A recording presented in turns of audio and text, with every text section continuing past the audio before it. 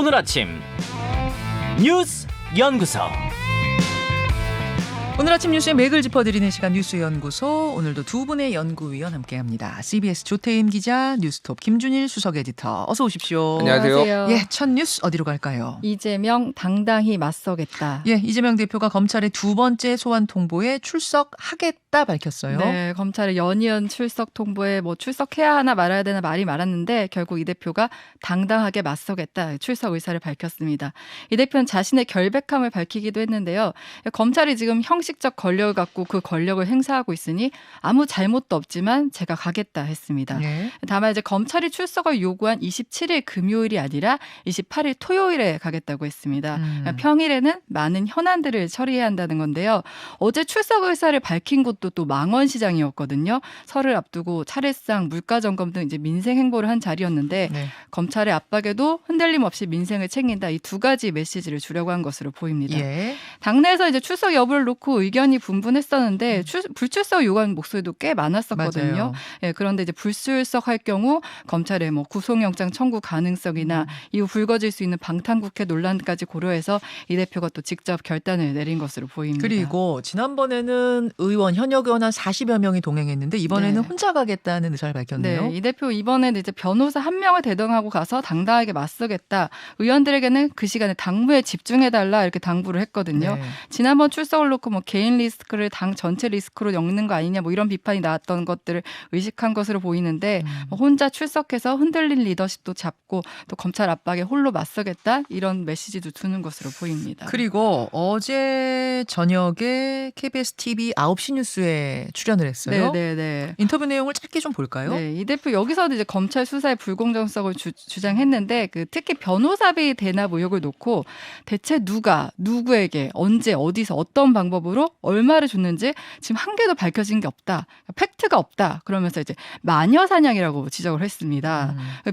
변호사비 대납으로 만약에 검찰이 기소를 한다면 검찰이 미쳤다고 본다라는 말도 했고요. 검찰이 미쳤다고 본다. 네. 그리고 이제 김성태 전 회장과의 연관성에 대해서는 실제로 본 적이 없다. 그런데 술 먹다가 누군가 전화를 바꿔준 적이 있다. 근데 나는 이제 기억이 없다. 이렇게 말했습니다. 그러니까 술자리에서 그렇게 자기를 과시하기 위해서 연결하는 경우가 많은데 그 중에 하나라고 이렇게 설명을 했습니다. 아, 그럴 순 있는데 그것도 기억은 없다. 네, 그것도 기억은 없다.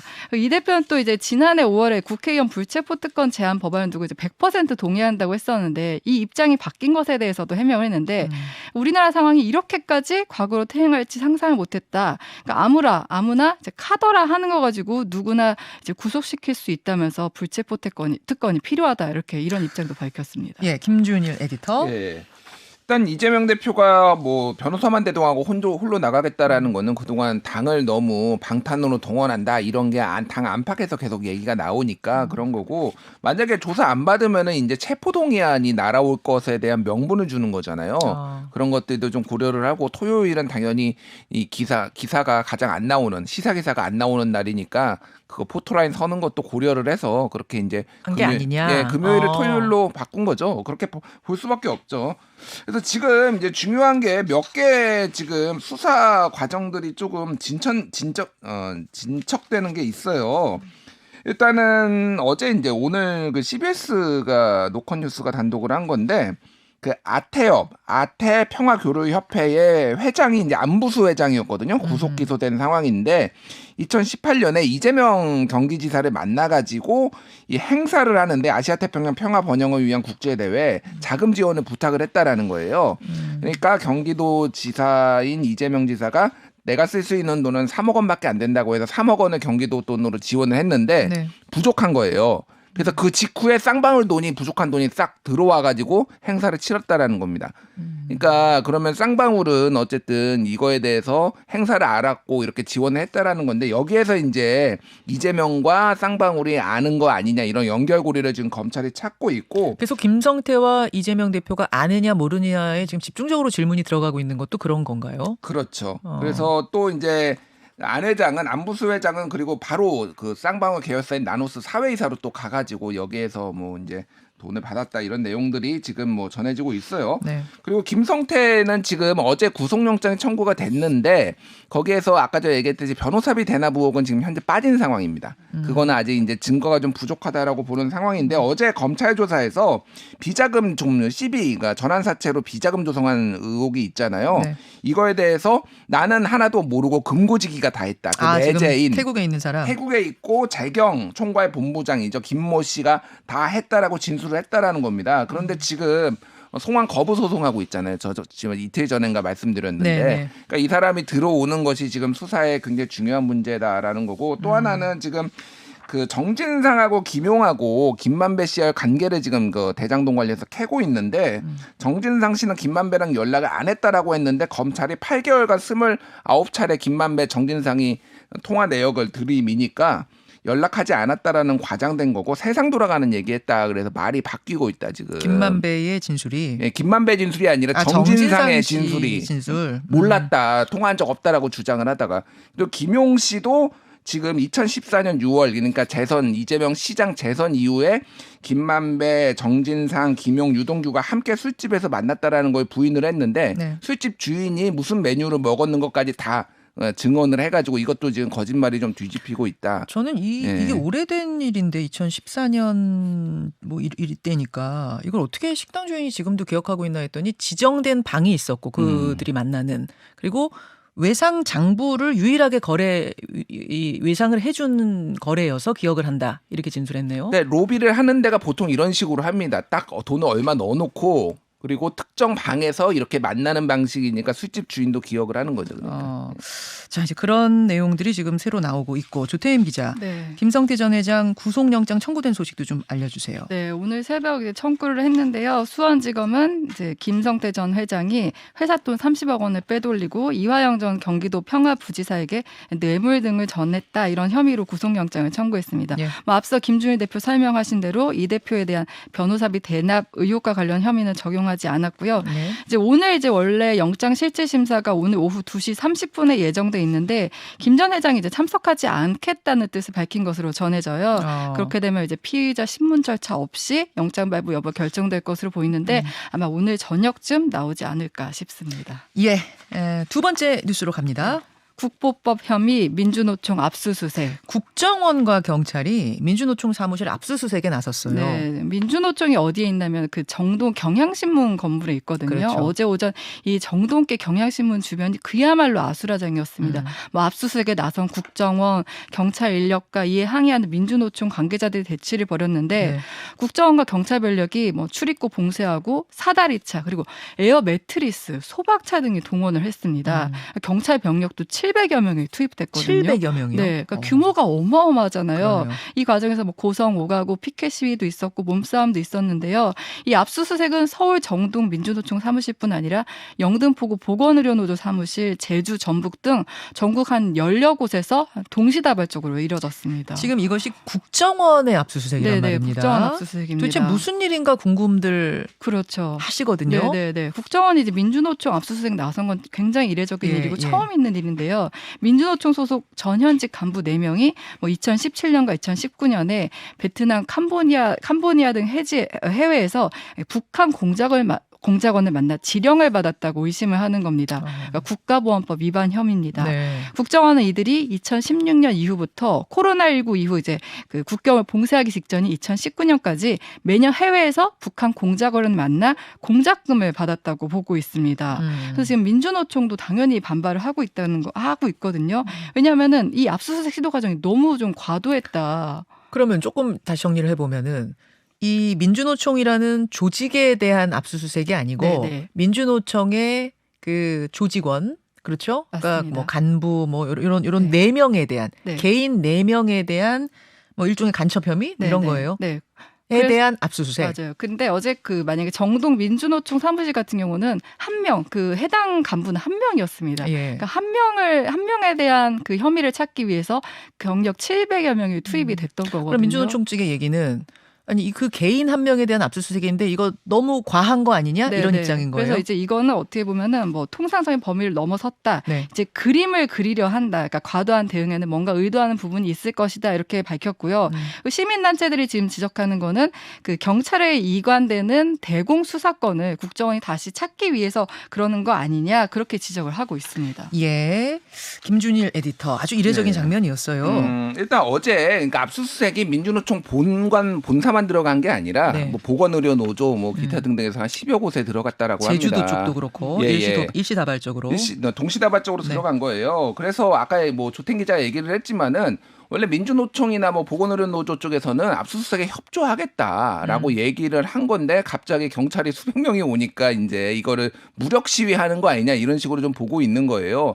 그래서 최근에 지금 국정원이 간첩 사건을 조사를 굉장히 많이 하고 있어요. 네. 이를테면은 지난해 11월에는 제주의 한길회 사건 이게 좀 잘 알려지지는 않았는데 간첩단 사건이 있었고 경남 창원의 자주통일 민중전이 사건. 예. 근데 이거 대체로 비슷해요. 이를테면은 제주의 한길회 사건 같은 경우에는 2017년에 캄보디아에서 공작원과 접선한 혐의. 그리고 저 창원의 자주통일 민중전이도 2016년에 동남아에서 북한 공작원과 접촉했다. 그리고 지금 이 건도 지금 2016년 뭐 17년경에 이제 외부에서 북한에서 아니 그 동남아에서 만났다라는 거잖아요. 근데 국정원 얘기는 다 별건이랍니다. 이게 다 별건. 예. 국정원에서 한 10년 동안 지금 봐오던 거다 이런 얘기인 거죠. 이 갑자기가 아니라 10년 동안 내사하던 것이다. 그래서 왜 지금 이렇게 오느냐 이제 시점에 대한 얘기들이 나오고 있는데 지금 국정원법 이제 개혁이 2020년에 이루어졌어요. 그러니까 국정원이 과거에 대공 수사를 한다고 하면서 국내 정치인들을 불법 사찰하고 예를 들면은 뭐 그러니까 국정원이 간첩도 가짜로 조작한 사건이 있었잖아요. 과거의 이제 사건들. 탈북자가 서울시 공무원이었는데 그 사람을 네. 가짜로 이제 간첩으로 만들어서 그게 뭐 유호성 문제가 씨 사건 이런 것들. 맞아요. 예. 그런 것들 때문에 이제 2020년에 대공 수사권을 내년 2024년에 경찰로 옮기기로 했는데 지금 우리 이런 간첩도 이렇게 많고 우리 조직이 지금 필요하다. 대공 수사권 이런 거를 좀 시위성으로 하는 거 아니냐. 아까 보여주기 위한 거 아니냐 뭐 이런 생각도 든다는 거죠. 그리고 뭐 정진석 비대위원장도 그래서 지금 옮기면 안 된다. 이거 대공 수사권 경찰로 옮기면 안 된다. 이런 발언들이 최근에 나오고 있습니다. 이제 주목할 거는 요거예요. 네. 지금 국정원 측에서 이제 언론 쪽으로 이제 보수 언론 쪽으로 주로 나오는 얘기가 뭐냐면은 이게 원래 우리가 인지를 이미 한참 전에 했었다. 2017년 뭐 2016년부터 했는데 문재인 정부가 남북 정상회담 뭐 이런 화해 해빙 무드 때문에 이거 수사 못하게 막았다. 이런 막았다. 막았거나 은근히 압력을 줘가지고 더 증거 모아야 되는 거 아니야? 이거 가지고 되겠어? 라고 해가지고 실질적으로 회방을 했다라는 주장이 나오고 있어요. 예. 그러면 이것도 전 정권 수사로 이어질 개연성, 가능성을 배제를 할 수가 없는 거죠. 그래서 어제 그 한 장면이 굉장히 여러 가지를 내포하고 있네요. 내년에 대공 수사권을 국정원이 경찰에 보내야 하는 상황. 그 전에 이게 벌어진 일이고 또 10년간 이것들을 내사했는데 전 정권이 막았다. 뭐 이 이야기가 또 한 덩어리로 나오는 것이고 게다가 뭐 간첩들이 이렇게 있더라라는 그 자체의 또 사건이 있는 것이고. 그리고 또 최근에 한 일주일 전에 나온 건데 윤미향 의원, 무소속 윤미향 의원의 보좌관이 예. 지금 간첩 혐의가 있어요. 난수표로 북한에 보고했다라는 거에서 지금 일주일 전에 지금 나왔거든요. 지금. 그래서 이것도 마찬가지 같은 비슷한 맥락입니다. 그래서 윤미향 의원하고 같이 시민사회 활동도 했고 통일뉴스 기자도 했었거든요. 그런 부분들을 지금 전방위적으로 지금 좀 약간 공안 정국이 몰아치고 있다. 야권에서는 그렇게 보고 있어요. 자, 그래요. 다음 뉴스로 가죠. 4조 원대 환치기 김치 프리미엄 때문. 요건 무슨 얘기입니까? 네, 지금 국내 가상화폐 시장이 워낙 뜨겁다 보니까 같은 가상화폐여도 국내에서는 가격이 더 높게 설정되잖아요. 네. 이를 빗대 이제 김치 프리미엄이라고 하는데 이를 노리고 4조 원대 외화를 해외로 불법 송금한 일당이 무더기로 붙잡혔습니다. 그러니까 서울중앙지검 국제범죄수사본은 이 주범과 은행 브로커 등 20명을 구속 또는 불구속 기소했는데 이들이 2021년 4월부터 지난해 8월까지 무역 대금 명목으로 이제 4조 3천억 원에 이르는 외화를 해외로 불법 송금한 겁니다. 해외 무역 대금이 네. 허위 무역 대금이네. 허위로. 근데 이 수법을 설명하면은 허위로 이제 무역 대금이라고 꾸며서 해외 계좌로 외화를 송금하고요. 예. 그럼 그 해외에서 외화 송금을 받은 업체는 해외 코인 거래소에서 뭐 비트코인 등 이런 가상화폐를 구입을 합니다. 그 돈으로. 그리고 다시 국내 거주자의 그 전자지갑으로 코인을 보내고요. 국내는 아까 말씀드렸듯이 가격이 더 높다 그랬잖아요. 되잖아요. 그렇죠. 그러니까 국내에서 팝니다. 그러면 그래서 이제 차익을 걷어들이는 건데 김치 프리미엄 보통 평균 3에서 5%로 보거든요. 그럼 아까 4조 3천억 원이라고 하면 네. 한 1,200원에서 2,100억 원 정도 이제 차익을 거둔 것으로 파악을 하고 있고요. 검찰이 이제 2등 1당이 뭐 투자자들에게 제공한 돈들을 제외하면은 한 131억 원 정도 범죄 수익을 챙길 것으로 보고 있습니다. 지금 김치 프리미엄 하니까 진짜로 김치를 주고받은 거냐 이런 분이 계시는데 전혀 그 말이 아니고 우리나라에서의 코인 거래가 또 다른 데서 하는 것보다 가치가 높다 보니 네네. 우리나라로 이렇게 돈 빼돌려서 코인을 뭐 우리나라에서 팔더라 거래하더라 그렇게 했다는 거죠? 네, 맞습니다. 예. 김준일 대표. 예, 뭐 이게 지금 분업형, 기업형, 중개형 뭐 이런 수법들이 다 동원됐다고 합니다. 예를 들면은 뭐 중개형은 골드바를 사가지고 이걸로 뭐 보낸다라든지 그리고 아예 페이퍼 컴퍼니를 직접 운영을 한다든지 각자 역할 분담을 한다든지 하는 건데 중요한 거는 어쨌든 이게 막기가 힘들다라는 거예요. 그러니까 국내와 국외의 뭐 비트코인류의 이런 거에 시세 그 가격 차이가 나기 때문에 이거를 어떻게 막고 국제 공조를 할지가 앞으로 관건이 될 것 같아요. 아니 실제로 물건이 가지 않았는데 간 것처럼 하고 지금 돈을 해외로 보낸 다음에 해외에서 코인 샀다는 거잖아요. 그렇죠. 해외에서 코인 사고 그러면 그거를 국내에서 팔기만 해도 진짜로 무조건, 물건이 갔는지 네. 안 갔는지 여기를 좀 들여다볼 방법은 없나요? 그러니까 이게 시간이 많이 걸리는 거예요. 그러니까 이런 식으로 그 사이에 장기가 팔아넘기고. 예, 이미 돈은 다 벌고 네, 그래서 뭐 네. 국제 공조가 좀 필요한 사안인 거죠. 여기까지 두 분 수고하셨습니다. 감사합니다. 김현정의 뉴스쇼는 시청자 여러분의 참여를 기다립니다. 구독과 좋아요, 댓글 잊지 않으셨죠? 알림 설정을 해두시면 평일 아침 7시 20분 실시간 라이브도 참여하실 수 있습니다.